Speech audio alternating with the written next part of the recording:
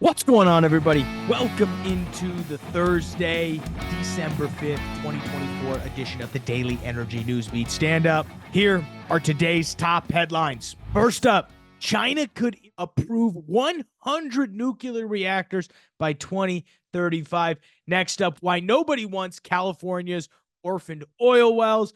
I will then jump over quickly, cover what happened in the oil and gas markets, talk a little bit about the EIA crude oil inventory numbers, and touch on the latest M&A activity, specifically in Eagleford, bolt-on opinion, then we will let you guys get out of here. Stu is out on assignment today, so I am rocking the final solo show of the week, guys.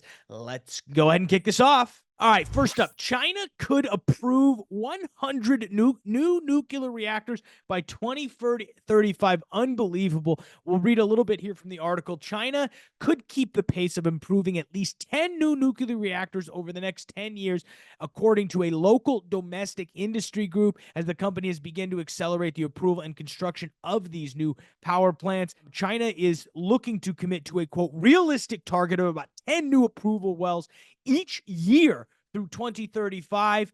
That's according to Tan Zhaishu, the Deputy Secretary General of the Chinese Nuclear Society. He's told that to Bloomberg NEF at their summit in Shanghai earlier this week. You know, really what they're struggling with is the massive amount of air pollution from all their coal-fired power plants, which they have ramped up buying coal over the last couple years. To give you guys an idea, over the past 10 years, China has added about 34 gigawatts of nuclear capacity in the last 10 years, which is actually kind of crazy considering all of the other sources that they've come from. You know, this is a big step in my opinion, coming from China as they've ramped up their coal production and coal importing. It's great to see them pivoting towards nuclear. You know, currently they've got 57 operational nuclear reactors with a total capacity of about 55.7 gigawatts, as well as another 30 reactors under construction with a combined capacity of about 32 gigawatts, and that's according to the World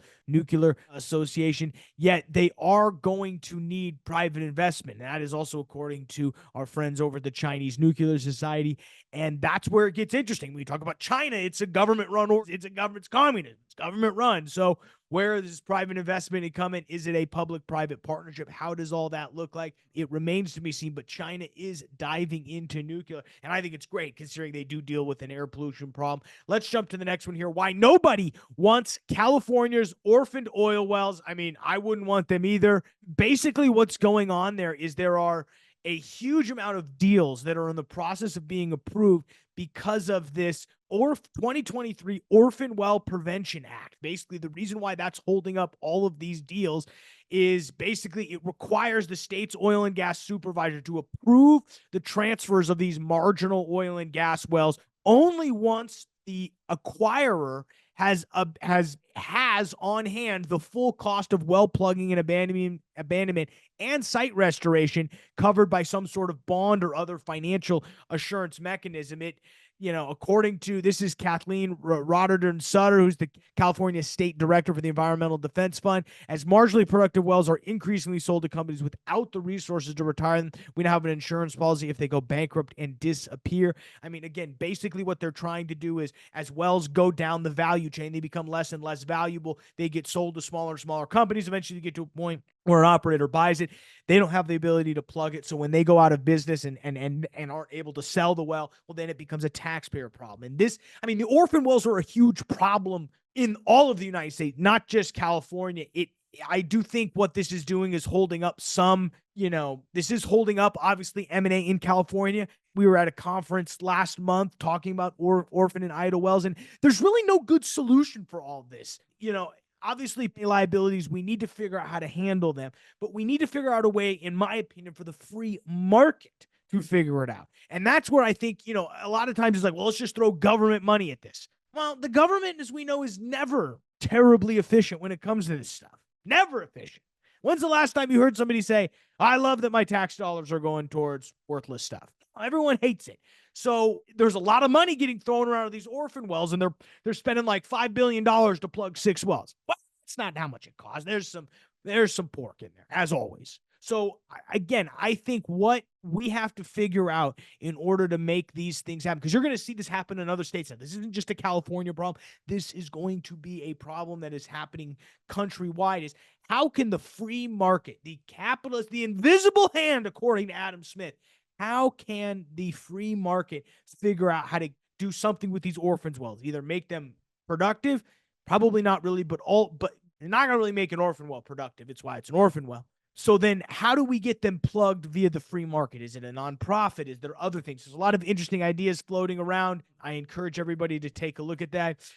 Basically, California, because of this, has stopped all of this. The other issue, to kind of play the counter, this is friend of the show, Chad Hathaway. He owns Hathaway LLC, which is a company that's actually refurbishing oil wells in Kern County. He told Capital and Maine via email that the California regulation places such high costs on abandonment and remediation that it makes transfers impossible, unaffordable, and economically unfeasible to bond. So what he's basically saying is they're way overpricing what it costs to plug a well. And it could be interesting. I mean, to give you an idea, they're, according to the California regulator, they're sitting on about $13.2 billion of onshore decommissioning costs for dried up wells. And that's about double the expected profits from those oil and gas wells, which is somewhere about $6.3 billion. So there is an interesting shift there.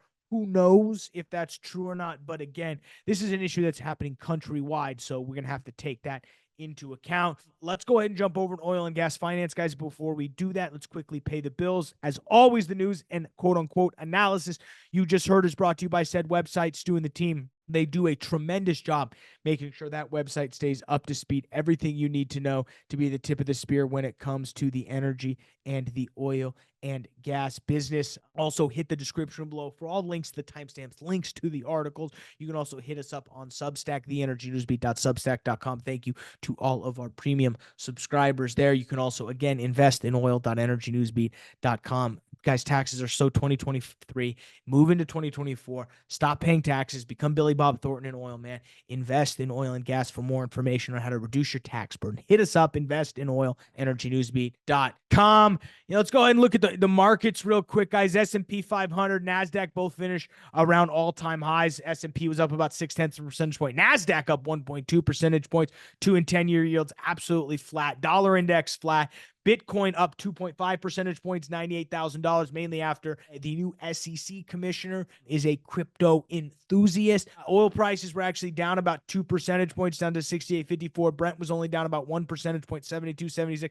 Natural gas basically flat on the day, but did see a sort of a choppy early trading session. It's sitting just above $3 at $3.04. I think there's two things that are kind of weighing on oil prices right now. We actually did see, we'll go ahead and put this chart up here, crude oil inventories. We did see about 5.1 million barrel draw from the oil stocks here in the United States from our crude oil stocks, which did support prices. But really, I think what the market is waiting for is the OPEC production cut decision, which is supposed to come today. This meeting is happening basically on Thursday as you listen to this.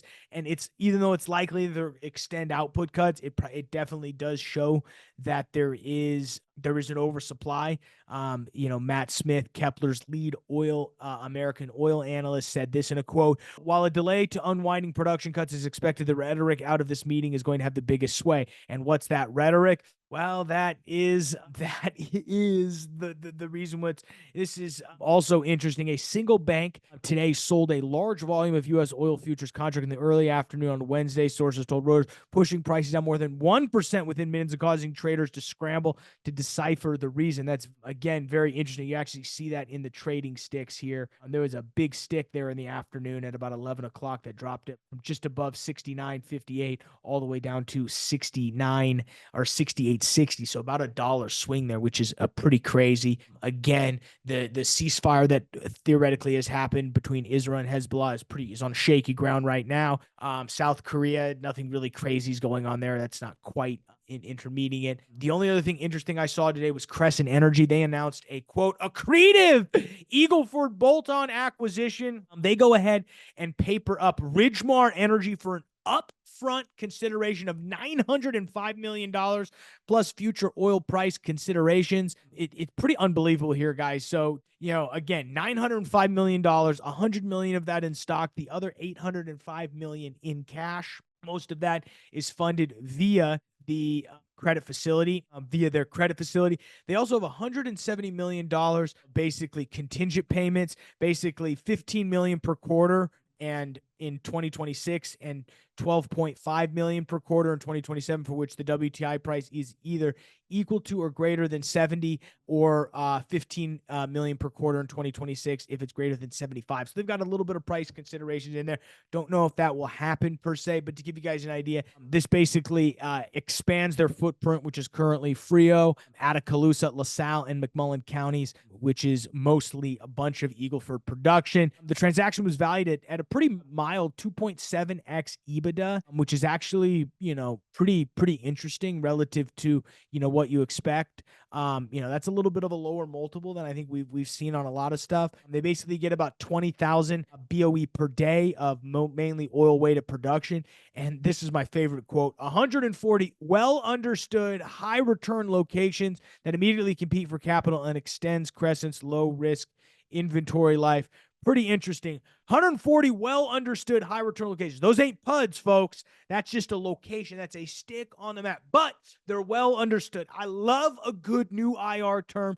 IR guy of the week. Who is this here? I don't even think they have the IR guy on here, but shout out to you guys. Great term there. Well understood location. But what's understood about them? I'd like to know that. They also say that the leverage doesn't go crazy. They still maintain their investment grade status. So it'll be interesting to see how this plays out. The Eagle Ford is really cooking and grooving right now. So I think Crescent, off the back of papering up Silverbow, is just trying to continue to make a larger position within that. So with that, guys, that's about all I've got. We will get out of here and let you get back and enjoy your Thursday. We appreciate you guys sticking with us. I'm actually out next week. I'm in Florida. I'm at an investor conference, but I'm in Florida, so I'm kind of on vacation. I'm kind of not. Stu will be rocking solo shows all week, and we will go ahead and be back in the chair the following week. But I appreciate it, guys. Have a great week. We'll see you on Saturday for the weekly recap, and then Stu will be back in the chair